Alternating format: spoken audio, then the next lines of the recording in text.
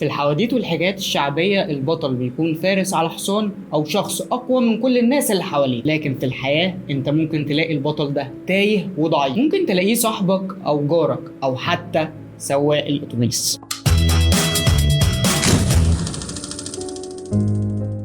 اهلا بيكم في فيلمولوجي. بيحكي السيناريست العبقري بشير الديك ان المخرج محمد خان كلمه قبل كده عن فكره فيلم في دماغه، وبتدور فكره الفيلم حوالين سواق تاكسي بيوصل زبون، واثناء المشوار الزبون بيقعد يرغي ويرغي من غير ما يفصل كلام لحد ما سواق التاكسي بيركن على جنب وبينزل الزبون. بعدها بينزل السواق من التاكسي وبيولع في العربيه. ولما ساله بشير الديك ليه السواق هيعمل كده، محمد خان قال له ان دي فكره الفيلم بقى. الفكره دي فضلت معلقه في دماغ بشير الديك وراح بيته وبدا يكتبها وحولها الفيلم من اعظم افلام السينما المصريه، مش بس بتقييم واراء النقاد اللي ادوه المركز الثامن في قائمه اعظم 100 فيلم مصري، لكن معظم الجمهور اللي بيحب السينما لو سالته عن افضل 10 افلام مصريه شافها في حياته صعب قوي انك ما تلاقيش فيهم فيلم النهارده سواق الاتوبيس. بتدور قصه فيلمنا عن حسن سواق الاتوبيس الصبح وسواق تاكسي بالليل، وبيعافر حسن بين الشغلانتين عشان يعرف يعيش ويكفي بيه، بين شغلانه الصبح بمشاكلها وشغلانه بالليل بمخاطرها. فالدنيا ماشيه لحد ما بيعرف ان ورشه ابوه هيتحجز عليها عشان الضرايب المتاخره، ومن اللحظه دي بتتقلب حياه حسن من حياه عاديه جميله فيها سعاده وحب بينه وبين مراته لحياه كلها غم ونكد، بالظبط زي موسيقى المبدع كمال بكير في بدايه الفيلم بتورينا، واللي بتبدا بلحن جميل وفيه امل وبتنتقل بعد كده للحن حزين كئيب مليان يأس وتوهان. ودي كانت واحده من اكتر الموسيقى التصويريه اللي بتحكي قصه الفيلم وبتوصف حال البطل، لان حسن على مدار قصتنا كان تايه ما كانش عارف يروح فين. واعتقد ان شغلانه السواق هنا بينت تناقض جميل بين سواق هو عارف هو رايح فين كويس وعارف طريقه وبيوصل الناس لمكانهم، لكن هو نفسه تايه ومش عارف وجهته. حسن مش عارف يعمل ايه عشان يسدد ضرايب الورشه وينقذ ورشه ابوه، ابوه نفسه اللي حالته الصحيه اتدهورت من ساعه ما عرف اللي هيحصل للورشه. لكن زي اي شخص مخلص وكويس فحسن بيقرر ما يتخلاش عن ابوه مهما حصل، وبيحاول بكل الطرق يفك الحجز عن الورشه. فبيبدا يلف على اخواته البنات وجوازهم واحده واحده ويشوف مين هيقدر يساعده. بيعمل ده على حساب شغله وبيته، موقف انساني وبطولة. لكن للاسف الحياه والواقع مش زي الاساطير. عشان تخلي البطل يكسب في الاخر رحلته بسهوله ويحقق اللي هو عايزه، القصص اللي كانت بتتحكي لنا عن الابطال كانت كل خطوه بتقربه من هدف عشان القصه يكون ليها معنى ونهايه سعيده. لكن في فيلم سواق الاتوبيس الموضوع كان واقعي اكتر، وخطوات حسن ما كانتش بتقربه من طريق، لكنها بالعكس كانت بتحبطه اكتر وبتخلي الموقف يكون اسوأ. واللي خلى الدنيا اصعب ان كان في خطوات كتيره مش مفهومه بالنسبه لحسن، لانه كان تايه مش عارف المفروض يعمل ايه او يروح فين. بالنسبه لشخص تايه فكل خطواته بتكون عبثيه وملهاش معنى. رحله حسن كانت مليانه بالاسئله والصدمات، مليانه بالاحباط وبالياس، لكن رغم كل ده كمل لانه بطل. ولو لكل بطل قوه خارقه او حاجه بتميزه عن اللي حواليه، فممكن نقول ان قوه حسن الخارقه هي اخلاصه وولائه لابوه. لكن بشير الديك وعاطف الطيب بيقولوا لنا ان ده لوحده مش كفايه، وان كل حاجه بتتغير زي ما مرات حسن بتقول، كل حاجه حتى الحب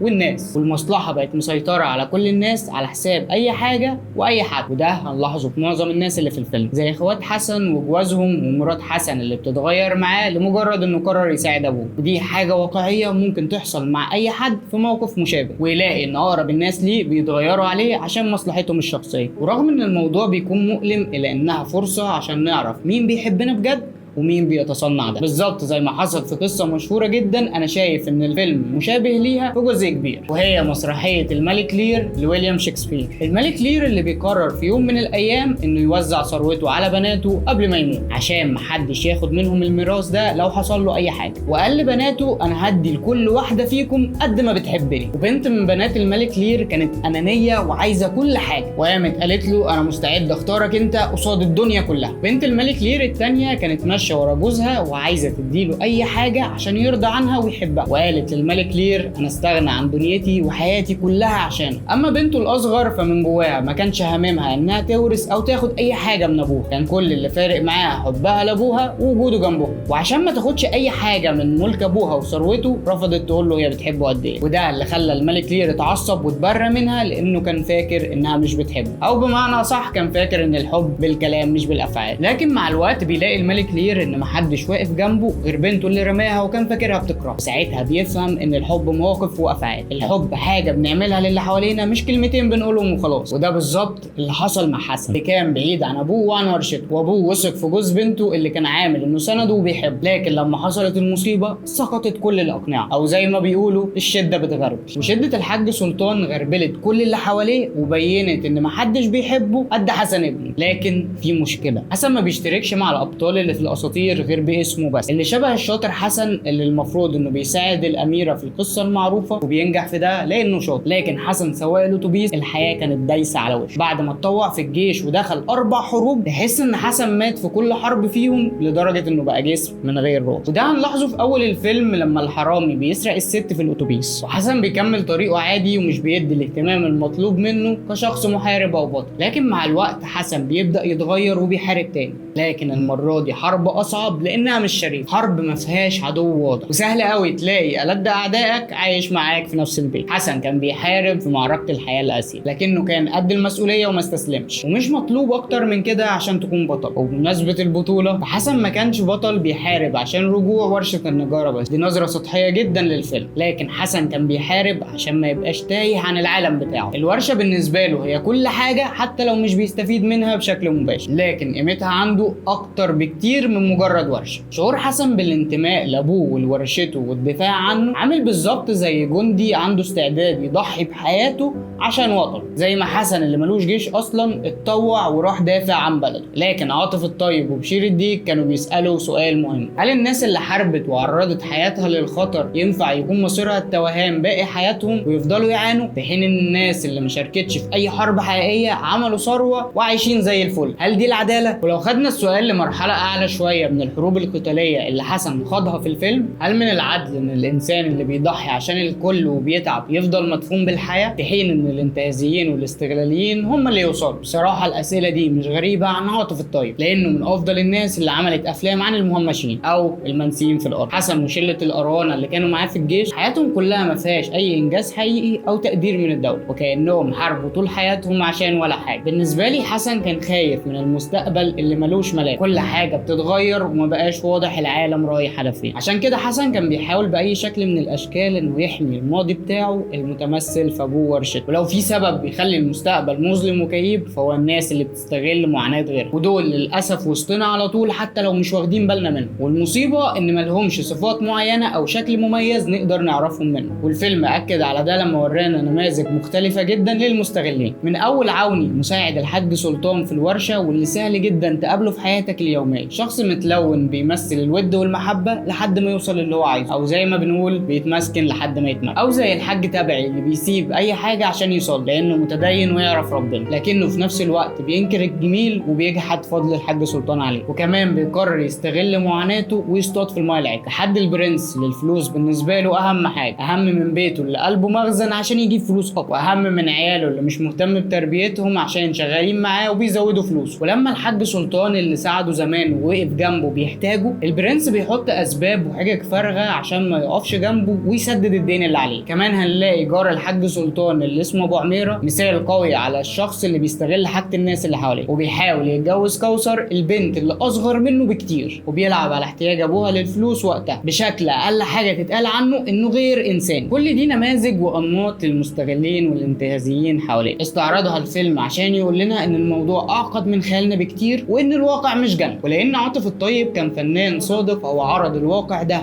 من غير تجميل ولا اقنعه زي ما هو، ورغم انه وصف الواقع بدقه الا انه عمل ده بسحر جميل، من اول حركه الكاميرا اللي تحسها بتتهز كتير في الفيلم عشان تبين لك حاله الصراع والتوتر اللي حسن فيه، لحد الرمزيات الجميله اللي في فيلم، واللي منها مثلا مشهد كاس النبيل اللي بيتصب في بيت البرنس جوز اخت حسن، ولو ركزنا في المشهد هنلاقيه بيتملي على اخره وبيقع منه كمان. فهل عاطف الطيب كان عايز يقول لنا ان الناس دي في حاله شبع من بعد جوع، وان الجشع والشراهه مسيطرين مسيطرين عليهم لانهم عاشوا في حاله حرمان وخايفين يرجعوا لها تاني؟ ولا هل دي طريقتهم للهروب من الماضي بتاعهم، انهم يغرقوا وسط ملذات الدنيا وكل حاجه ما كانوش قادرين يعملوها زمان؟ ولا هل عاطف الطيب كان بيعبر عن نور الشريف بالكاس ده وبيقول لنا ان حسن خلاص جاب اخره وفاض بيه زيه زي الكوبايه بالظبط؟ تفتكروا المشهد ده كان قصده ايه؟ كمان من الرمزيات الجميله في الفيلم هي رمزيه الاسماء اللي بتبدا من حسن اللي على اسم الشاطر حسن، البطل اللي في الحواديت المعروفه واللي المفروض يعمل كل حاجه، لحد الحاج سلطان اللي بيمثل هنا الملك لير، والاثنين ليهم سلطان وملك بيضيع منهم بسبب الطماعين اللي حواليه. ووفاء بنته الوحيده اللي وفيه ليه ومخلصه له وسط كل اخواتها البنات اللي يقدروا يساعدوه لكنهم واخدين موقف سلبي. وعوني اللي ظاهر من اسمه انه عون وسند للحاج سلطان لكنه في مفارقه مؤلمه بيكون سبب معاناه. واخيرا ضيف اللي اختيار اسمه كان عبقري بالنسبه لي، ضيف زيه زي كتير من المهمشين في الارض، هو شخص عابر تماما زي ما بيعبر المهمشين في الارض لحد ما بيموتوا في صمت ما يختلفش كتير عن صمت حياتهم اللي محدش واخد باله منها. وهي دي سينما عاطف الطيب اللي بتركز على الناس البسيطه العاديه والاقل من العاديه كمان، الناس المقهوره واللي في معاناه مستمره. ابطال افلام عاطف الطيب دايما على الحافه زي ما نور الشريف وصف، بيكونوا دايما على اخرهم ومستعدين ينفجروا في اي لحظه، بالظبط زي ما حصل في مشهد النهايه وحسن انفجر وطلع غضبه كله في الحرامي اللي كان في الاتوبيس. حسن بيفضل يجري وراه وبيمسكه وبينزل فيه ضرب وهو بيشتمه هو والحراميه اللي سرقوا البنك. حسن ادرك ان الموقف السلبي مش حل، وان السرقه لو مش طلاق النهارده فالتصالح مع وجود الحراميه هيأذيك وهيطولك عاجلا ام اجلا، لان كلنا في مركب واحده او اتوبيس واحد. لكن ده ما كانش السبب الوحيد اللي خلى حسن يضرب الحرامي بالشكل ده. حسن كان بينفس عن غضبه على المجتمع في الحرامي لانه شاف فيه كل الحراميه اللي سرقوه، من اول الحروب اللي سرقت حياته لعوني اللي خد حياة ابوه وشقعه، للحراميه اللي سرقوا التاكسي بتاعه وكانوا هيدمروا حياته، لكل حرامي في البلد. عشان كده حسن كان بيضرب الحرامي وبيشتم بصيغه الجمع، وللاسف ده كل اللي في ايد حسن عشان يعمله، انه يفش غله في الحرامي بالشكل ده بعد ما خسر كل حاجه، بيته ومراته والتاكسي اللي كان مصدر رزق وابوه والورشه وعيلته وكل حاجه. وده طبيعي تشوفه في افلام عاطف الطيب لان زي ما قلنا مخرج بيعمل سينما واقعيه، وافلام عاطف الطيب زي الحياه ما فيهاش ولا معجزات ولا نهايات سعيده ورديه، وعادي جدا تلاقي ابطال عاطف الطيب بيبداوا الفيلم بمعاناه، بيحاربوا الظروف ويخسروا قصاد الظروف دي في نهايه الفيلم، مش لانهم استسلموا او خافوا ولكن لان الظروف كانت اقوى منهم، بالظبط زي ما الحياه بتعمل في ناس كتير وبتقهرهم. في النهايه حابب اقول اننا محظوظين بوجود مخرج زي عاطف الطيب في مصر وممثل عبقري زي نور الشريف عشان يخرجوا لنا التحف الفنيه دي. ولو هدي تقييم لفيلم سواق الاتوبيس فهيكون 10 من 10. لو شفتم الفيلم قولوا لنا رايكم فيه في التعليقات، وقولوا لنا حابين نتكلم عن ايه في الحلقات الجايه في المولج.